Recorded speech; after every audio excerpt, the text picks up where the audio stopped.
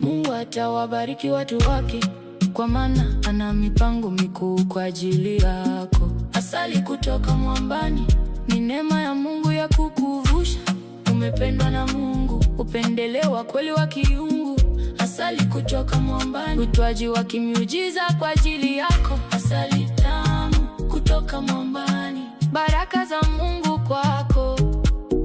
Asali tamu kutoka mwambani, baraka za Mungu kwako. Akili yako ni uwanja wa vika. Nataka ufikirie kuhusu hili. Hata katika kanisa kama hili, waumini wawili tofauti, Biblia ile ile, Injili ile ile, mmoja anakuwa katika uthabiti, uhuru na utambuzi. Mwingine amesafiri lakini amekwama. Sawa? Hofu zile zile, mifumo ile ile, majibu yale yale. Tofauti kati yao ni nini?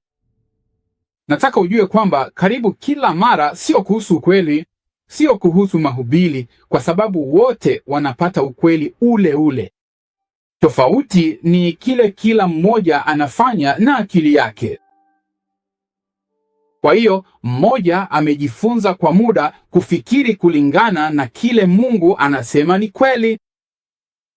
Mwingine bado anafikiri hasa kulingana na nini? Dunia, maisha yao ya zamani, hisia zao zinawaambia ni kweli. Kanuni ya msingi ya somo hili lote ni kwamba daima utaishi katika kiwango cha mawazo yako. Tabia yako haiendani sana na maamuzi yako. Tabia yako inafuata imani zako, na imani zako zinaundwa wapi? Katika akili yako. Na ndiyo hasa sababu Paulo anaweka akili katikati ya mabadiliko. Kufananishwa ni kushinikizwa kuingia kwenye umbo kutoka nje ili uchukue umbo la chombo chochote ulichowekwa ndani yake. Kwa kawaida ni hali ya kuwa mtazamaji tu ya nje isiyo na fahamu na inakupata kama ufanyi chochote. Tafadhali elewa kwamba neno kufananishwa linamaanisha tu kushinikizwa na umbo kutoka nje ili uchukue umbo la chombo chochote ulichowekwa ndani yake. Sawa, basi ukichukua udongo na kuuweka karibu na jiwe, ukiuacha ule udongo hapo kwa muda mrefu, nini kitatokea? Utachukua umbo la jiwe. Sio kwa sababu jiwe linajaribu kuunda umbo la udongo. Jiwe lipo tu likiwa jiwe. Lakini kwa sababu udongo hauwezi kujizuia wala kudumisha umbo lake lenyewe, unachukua umbo la lile jiwe. Unaelewa? Kwa hiyo dunia huko nje haijaribu kukudanganya, haijaribu kukupotosha, haijaribu kukuunda. Dunia ipo tu ikiwa dunia. Lakini kinachosemwa hapa ni kwamba kama huelewi kiwango kinachofuata cha neno hili, ukiwekwa kwenye dunia utachukua umbo la dunia. Kama huna kitu kingine kinachokusukuma kuchukua umbo tofauti, unaelewa? Kwa hiyo hakuna anayebadilika. Wewe tayari ni huyo mwovu, isipokuwa tu umasikini umekufanya uwe mnyenyekevu. Wala msifuatishe namna ya dunia hii, bali mgeuzwe kwa kufanywa upya nia zenu. Kusukumwa kuingia kwenye umbo kutoka nje. Kuchukua umbo la chombo chochote unachowekwa ndani yake. Kwa kawaida ni kitu kinachotokea bila wewe kujua, kutoka nje bila hiari yako, na kinakupata kama ufanyi chochote. Ukichukua udongo na kuacha karibu na jiwe, ukiuacha ule udongo kwa muda mrefu, nini kitatokea? Utaanza kuchukua umbo la jiwe.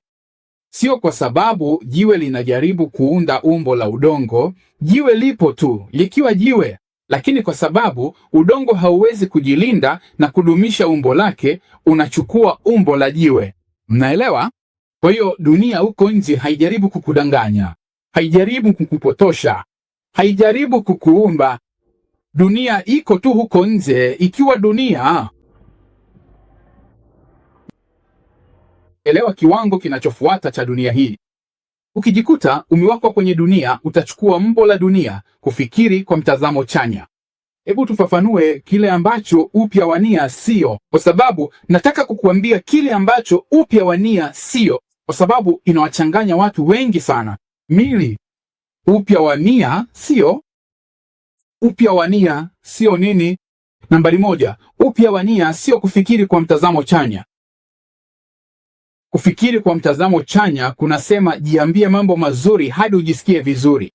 Upya wa nia unasema badilisha uongo na ukweli, iwe inakufanya ujisikie vizuri au la. Kwa hiyo upya wa nia wa kibiblia sio usimamizi wa autism. Ni kulinganisha na uhalisia, kulinganisha fikra zako na kile ambacho ni kweli kuhusu Mungu. Hisia zangu zinaanza kulingana. Mpangilio ni muhimu. Hisia hufuata imani na imani hufuata ukweli.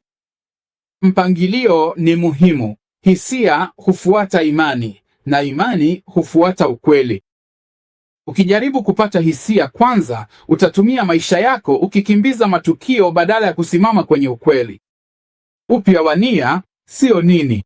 Nambari moja, upya wa nia sio kufikiri kwa mtazamo chanya. Kufikiri kwa mtazamo chanya kunasema jiambie mambo mazuri hadi ujisikie vizuri. Upya wa nia unasema badilisha uongo na ukweli, iwe inakufanya ujisikie vizuri au la. Tofauti ni chanzo. Kufikiri kwa mtazamo chanya kunatokana na mapendeleo yako na matokeo mazuri. Binafsi, nimebarikiwa, mimi ni mkuu, mimi ni wa ajabu. Inapotoka kwako mwenyewe, hiyo ndiyo kufikiri kwa mtazamo chanya. Unajaribu kufikiri kwa mtazamo chanya, lakini upya wa nia unatokana na neno la Mungu lililofunuliwa. Hivyo mtu aliye kwenye meli inayozama akifikiri kwa mtazamo chanya anaweza kujisikia vizuri, lakini bado anazama. Mtu anayejua wapi boti ya kuokoa ilipo na akachukua hatua kwa ujuzi huo ataishi bila kujali anavyojisikia. Kwa hiyo upya wa nia kibiblia sio usimamizi wa autism. Ni kulinganisha na uhalisia. Kulinganisha mawazo yako na kile ambacho ni kweli kuhusu Mungu, wewe mwenyewe na dunia. Sawa? Kwa hiyo neno la Mungu ndilo dashibodi ya maisha ya Mkristo. Hisia zako ni halisi, lakini sio chombo cha kupimia, unaelewa? Kwa hiyo ukweli, kila ambacho Mungu amesema katika neno lake ni kweli. Imani, ninachagua kuamini kile ambacho Mungu anasema kuliko ninavyohisi. Ninajua najisikia mgonjwa, lakini Mungu anasema kwa mapigo yake nimeponywa. Na linapokuja swala la hisia, kwa muda ninaposimama kwenye ukweli, hisia zangu zinaanza kulingana. Mpangilio ni muhimu. Hisia hufuata imani na imani hufuata ukweli. Mpangilio ni muhimu. Hisia hufuata imani na imani hufuata ukweli. Ukijaribu kupata hisia kwanza, utatumia maisha yako ukikimbiza matukio badala ya kusimama kwenye ukweli. Maisha yako yatakuwa daima na hisi kitu. Nafikiri na hisi, hizi ndizo hisia zangu. Lakini ukiwa unaishi kwa misingi ya ukweli, basi unapojisikia kuhukumiwa, unaenda Warumi 8:1 na kusema, basi sasa hakuna hukumu tena. Warumi 12 ndiyo mabadiliko. Hapa ndipo Paulo anafika kona na anafanya mabadiliko na anasema kitu chenye nguvu sana ambacho watu wengi hawafikirii. Anasema, basi. Kwa kweli, hilo neno basi ndilo neno muhimu zaidi katika mstari huo wote. Na ili nikusaidia kuelewa maana ya hilo neno basi, ili kila mara unaposoma Warumi sura ya 12 mstari wa 1 na kuendelea, utajiuliza kila wakati, hili basi ni la nini? Usiwahi kusoma neno basi katika Agano Jipya bila kujiuliza, hili basi ni la nini? Sawa? Kwa Kiingereza tunaliita neno la kiunganishi. Neno la kiunganishi linaunganisha kile kinachokuja na kile ambacho tayari kimesemwa. Inaelewa hilo? Nimekuambia hili, nimekuambia lile, nimekuambia hili, najaribu kukuambia kitu na tunaunganisha hivyo viwili. Sawa?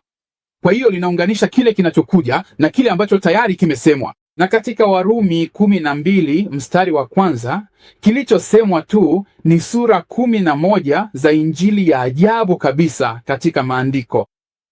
Na hiki ndicho maana ya basi, kwa kuzingatia kwamba hapo ndipo uwanja wa vita ulipo. Hata katika kanisa kama hili, waumini wawili tofauti, Biblia ile ile, Injili ile ile, mmoja anakuwa katika uthabiti, uhuru na utambuzi. Mwingine amesafiri lakini amekwama. Sawa? Hofu zile zile, mifumo ile ile, majibu yale yale. Tofauti kati yao ni nini?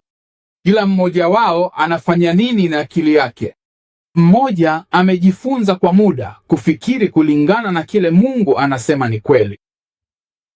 Mwingine bado anafikiri zaidi kulingana na kile dunia, maisha yake ya zamani au hisia zake zinamwambia.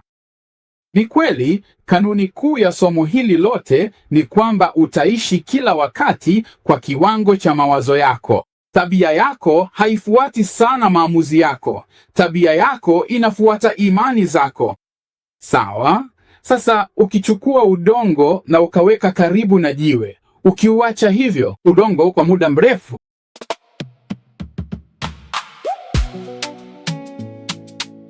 huduma ya asali kutoka mwambani. Sisi ni kanisa linalomweka Kristo katikati. Tunakukaribisha